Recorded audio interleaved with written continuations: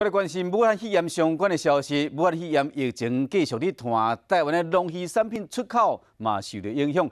高屏地区的石斑外销年产值一般有头40亿，中国更加是占外销市场的8成。像往来销到中国年产量嘛，估计有5成左右。即马因为有这个疫情，中国决定暂时停止订单，和石斑啊往来拢无销，价钱嘛对你受到影响。或者农渔民咧烦恼讲，未来生活唔知免怎较好。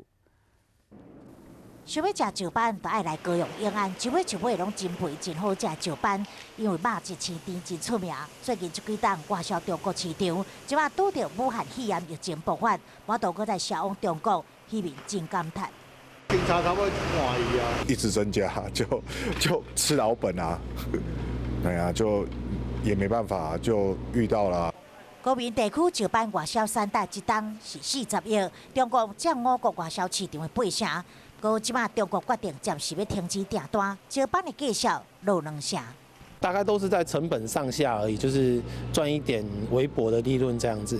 所以我们也希望说，订单的部分赶快回来。另外受到影响的，也有这个产柜往来，国内食袂了，国外的嘛销袂去。大家讲，可能今年我都看得会起产啦，我讲啊，着靠天公伯啊。 疫情的影响偌久，无人知影。即马所采取的往来只会当先往国内销售，但是量多无法度消化，价销咧嘛是受到影响，农民是非常无奈。只希望这疫情的影响会当赶紧降到上低。